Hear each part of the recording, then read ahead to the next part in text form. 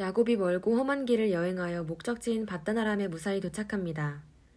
하란은 브엘세바에서 약 720km 떨어진 곳이므로 야곱의 여행길은 약 20일 정도 걸린 것으로 추정이 됩니다. 그는 묻고 물어서 친족들이 살만한 곳의 한 우물가에 도착하였습니다. 야곱은 목자들과 이야기하다가 그의 사촌 리브가도 양에게 물을 먹이러 곧 도착할 것임을 알게 됩니다. 야곱은 하나님의 인도하심으로 더 쉽게 친족을 만날 수 있게 된 것입니다. 야곱은 라헬이 양떼를 몰고 왔을 때 먼저 우물에 돌을 옮기는 것을 도와주고 나서 만남의 키스를 합니다. 그리고 갑자기 울음이 북받쳐서 참지 못하고 엉엉 소리내어 웁니다. 이는 험난한 길에서 하나님이 결국 무사히 외삼촌의 가족을 만나게 해주신 데 대한 감격과 고향집에 돌아갈 수 없는 자신의 신세, 믿음의 친척을 만난 데서 온 안도감 등 여러 가지가 혼합되어 터져나온 눈물일 것입니다. 라헬은 즉시 집으로 가서 아버지 라반을 모셔왔고 라반은 조카 야곱을 보고 매우 반가워합니다. 야곱은 오랜만에 친족의 따뜻한 환대 속에 발 뻗고 쉬면서 그동안의 사연을 풀어놓습니다. 라반은 야곱이 동생 리브가의 아들임을 재차 확인하고 그를 편안히 머물게 해줍니다. 야곱은 외삼촌 집에서 일을 도와주면서 한 달간 머물게 됩니다. 야곱의 어머니 리브가는 조만간에 에서의 마음이 변하면 야곱에게 사람을 보내어 집으로 돌아오게 하겠다고 약속했었지만 이런 기별을 보내지 못합니다. 아마 복수를 다짐하는 에서의 마음이 전혀 누그러들지 않았던 것 같습니다. 그런데 야곱은 외삼촌의 집에 머물면서 둘째 딸 라헬을 좋아하게 됩니다. 당시에는 인척 간의 결혼이 흔한 일이었으므로 야곱이 사촌 여동생을 좋아하는 것은 매우 바람직한 일일 수도 있겠습니다. 첫째 딸 레아는 시력이 안 좋은 편이었고 동생 라헬은 얼굴과 몸매가 아름답다고 기록되어 있습니다.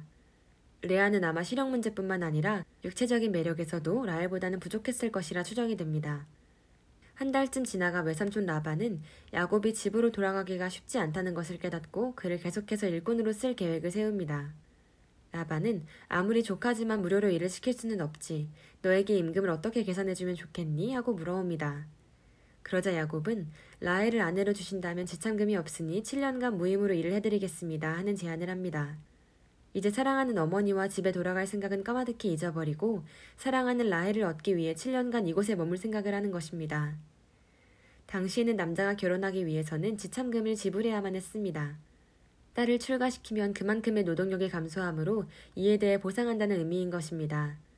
만약 돈이 없으면 노역으로도 대신할 수 있으니 돈을 가지고 오지 못한 야곱은 이러한 제안을 하게 된 것입니다. 야곱은 라헬을 많이 사랑하므로 그녀를 위해서 완전한 숫자인 7년을 주어도 아깝지 않을 것이라 생각한 것 같습니다.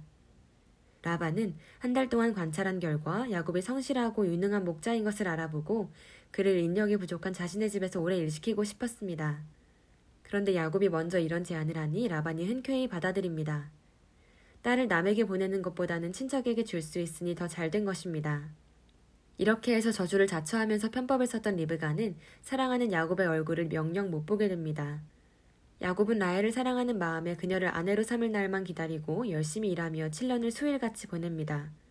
드디어 외삼촌과 약속한 7년이 지나고 결혼식이 벌어집니다.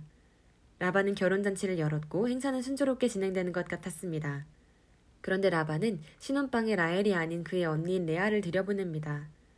아마 야곱에게는 술을 많이 먹이고 방을 어둡게 하고 레아의 얼굴을 베일로 가리고 말을 하지 못하게 하는 등 야곱이 신부가 바뀐 것을 눈치채지 못하게 한 것 같습니다. 야곱이 아침에 일어나 보니 옆에 누워있는 사람은 라헬이 아니고 레아였습니다. 기절초풍할 일이었습니다. 야곱이 외삼촌 라반에게 속은 것입니다. 야곱이 이렇게 속은 것은 과거에 자신이 장자의 축복을 받기 위해 아버지를 속인 것과 관계가 있을 것입니다. 야곱은 눈이 보이지 않는 아버지를 속였지만 야곱 자신도 어두워서 보이지 않는 때에 속임을 당했으니 시력 문제로 속은 것은 같은 것입니다. 또한 야곱은 형의 것을 바꿔서 자신이 취했지만 이번에는 두 자매 중에서 동생을 취하려다가 언니를 취하게 되니 형제가 바뀐 것도 내용이 완전히 일치합니다. 하나님께서 야곱이 인간적인 방법을 쓴 것을 매우 안 좋게 보시고 그에게도 내용과 형식이 거의 같은 일을 당하도록 허락하신 것입니다. 야곱은 배고픈 형의 약점을 이용해서 장자권을 탈취했고 눈이 안 보이는 아버지를 속여서 결국 뜻을 성취하려 하는 바람에 에서에게 극심한 정신적 고통을 안겨주었습니다. 그러므로 그도 역시 이렇게 속임수로 인한 고통을 받는 것입니다. 하나님께서 이 두 사건이 직접적인 연관성을 가지게 하신 것은 거짓된 행위과 같은 방식으로 대가를 치른다는 것을 야곱과 후대의 성도들에게 알려주고자 하시는 것 같습니다. 성도들은 이렇게 목적이 선한 것이어도 억지로 그것을 이루려고 하거나 누구에게 고통을 주는 행동은 하지 않는 것이 좋을 것입니다. 야곱은 속은 것을 알고 심하게 좌절하고 분노하며 즉시 장인에게 항의합니다. 그러자 라반은 자신의 사회에서는 둘째가 먼저 시집가는 법은 없다며 변명을 댑니다. 그러나 이는 성실한 야곱을 오랫동안 무료로 써먹기 위한 거짓말이라 봐야 합니다. 만약 둘째가 먼저 결혼하지 않는 관습이 있었다면 처음 계약 당시나 중간에 이를 알렸어야 합니다.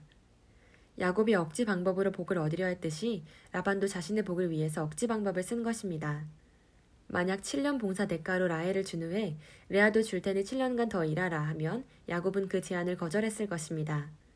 그러므로 지나간 7년을 레아에게 할당하고 라헬을 얻고 싶으면 다시 7년을 더 무인 봉사하도록 유도한 것이고 야곱은 사랑하는 라헬을 얻기 위해서 할 수 없이 이를 수락합니다.